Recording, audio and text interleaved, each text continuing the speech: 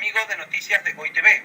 Antes de comenzar con las noticias, les pido por favor que nos ayuden dándole me gusta al video y compartiendo estas noticias en las redes sociales. El huracán Dorian de categoría 5 tocó tierra en las Bahamas el día de ayer, dejando a su paso una gran catástrofe. Se conoce que al menos 13.000 viviendas quedaron dañadas o destruidas por los vientos y la inundación causada por el huracán Dorian. El lento desplazamiento del ciclón hace que las islas continúen aún bajo amenaza. Además, la Cruz Roja ha comunicado que aún no se tiene una imagen clara de lo que ha pasado, pero está claro que ha tenido un impacto catastrófico, indicando que se había anticipado las extensas necesidades de buscar refugio, así como el apoyo económico en corto plazo y la asistencia en salud. Por su parte, el Centro Nacional de Huracanes de los Estados Unidos ha reportado en las primeras horas del día de hoy que partes de la isla Gran Bahama está siendo incesantemente azotada por los vientos huracanados destructivos. Se conoce también que las ráfagas alcanzaban los 320 km por hora y la marejada ciclónica hizo trepar el agua hasta 6 o 7 metros por encima del nivel habitual. Una severa devastación está dejando el huracán Dorian. Hoy las Islas Bahamas sufren por segundo día consecutivo la furia de esta poderosa tormenta de categoría 5 con importantes destrozos al sistema eléctrico, a las carreteras, a las viviendas y a los vehículos. En breve vamos a estar hablando del impacto del ciclón en ese archipiélago. En devastación total se encuentran las Bahamas luego de que tocara tierra como categoría 5. Catastrófico es como el Centro Nacional de Huracanes lo describe. Incluso igualó el récord del huracán más potente del Atlántico, registrado en 1935. Son vientos que casi nadie recuerda en las Bahamas. El poderoso Dorian tocó tierra con toda su furia, no una sino dos veces en el paradisíaco archipiélago. Las islas Abaco primero y Gran Bahama después quedaron a merced de la catastrófica categoría 5 con sus demoledores vientos de hasta 185 millas por hora, copiosas e incesantes lluvias y unas inundaciones que sumergieron bajo el agua numerosas zonas habitadas. Aún sin poder hacer una evaluación completa ni precisa de los daños causados por el paso de la tormenta, las autoridades bahamienses hablan ya de una gran devastación en general, con gran énfasis en históricos daños a gran escala a viviendas y comercios. El catastrófico huracán Dorian ha crecido hasta alcanzar la máxima categoría 5 y ha golpeado hoy en las Bahamas con unos vientos de hasta 290 km por hora, los más altos registrados en el noreste del archipiélago. Un poco más al noreste, en las costas de Florida y las Carolinas, cientos de miles de personas seguían con preocupación la evolución del huracán. Los expertos indicaban que después de azotar las Bahamas, avanzaría hacia el noreste, probablemente perdiendo un poco de fuerza.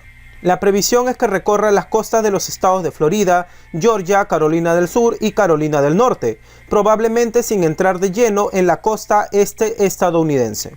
Pero las autoridades advertían que, aunque Dorian permanezca en el mar y no llegue a entrar a tierra, sus efectos en forma de fuerte oleaje, vientos y tormentas podrían afectar peligrosamente a las localidades costeras. Las autoridades pidieron la evacuación de los residentes de las zonas bajas, más expuestos a la subida de las aguas y a las lluvias torrenciales. Los vecinos se resguardaron en escuelas e iglesias, refugios poco seguros, en unas islas mayormente planas, sin apenas altos donde protegerse de las inundaciones. Por otro lado, el presidente de los Estados Unidos, Donald Trump, canceló su visita a Polonia programada para el fin de semana del 31 de agosto al 2 de septiembre. En vez de él, el vicepresidente Mike Pence se dirigió al país europeo. Las autoridades polacas ven una amenaza a su seguridad en su vecino oriental Rusia y por lo tanto invierten miles de millones de dólares en la modernización de su ejército. Los críticos lo ven como una violación del acta fundacional OTAN-Rusia que prohíbe el despliegue permanente de tropas de la OTAN cerca de las fronteras de Rusia.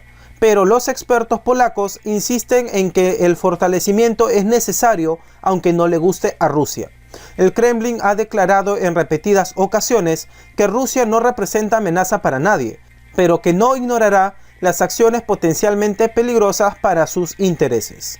Estados Unidos y los talibán están a las puertas de un acuerdo para terminar 18 años de conflictos entre ellos en Afganistán. ha indicado este domingo el negociador en jefe de Washington al concluir una nueva ronda de discusiones.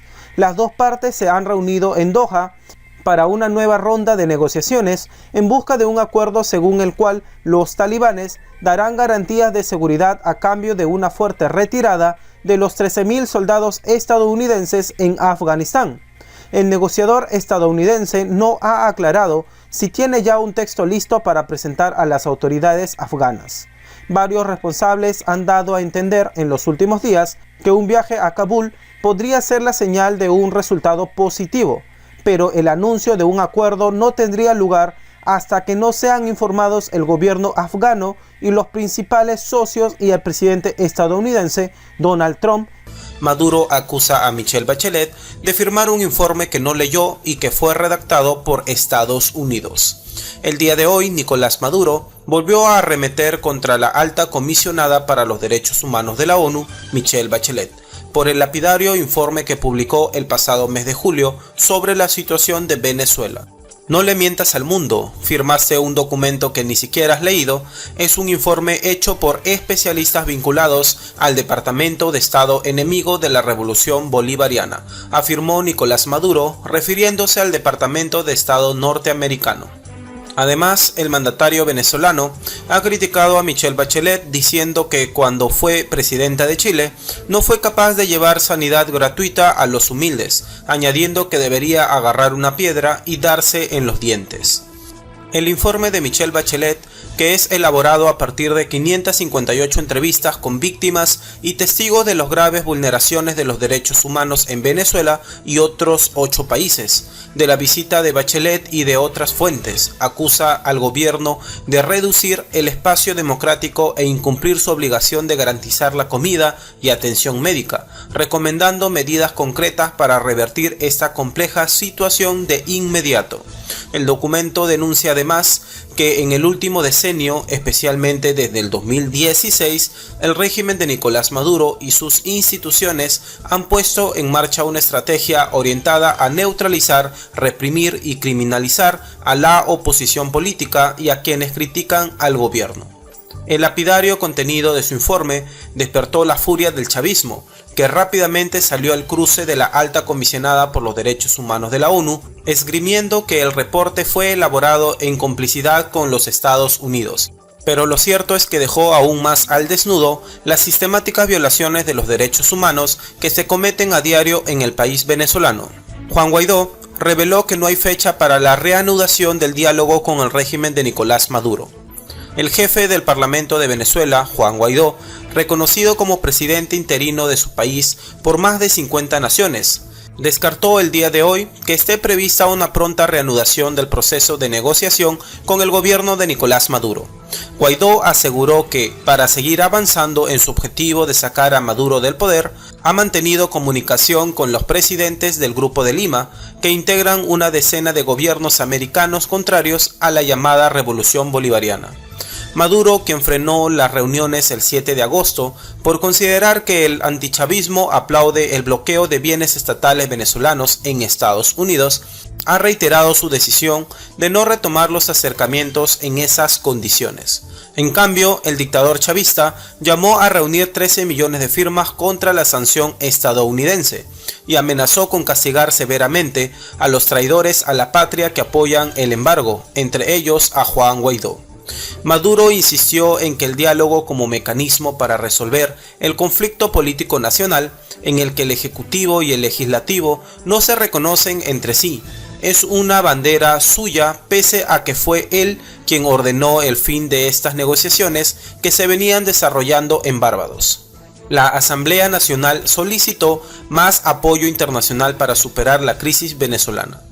La situación precaria del sistema de salud y las limitaciones que enfrentan los venezolanos para poder adquirir medicina fue uno de los principales temas abordados este martes en la Asamblea Nacional, donde se instó a los organismos internacionales a reforzar las presiones en contra del régimen de Nicolás Maduro.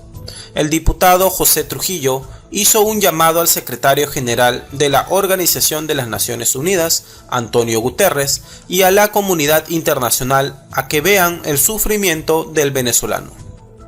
Por otra parte, La diputada Nora Bracho insistió en la problemática de los servicios básicos en el país y subrayó que no podemos acostumbrarnos a la escasez, al tiempo que sugirió a los parlamentarios seguir trabajando para lograr un cambio político.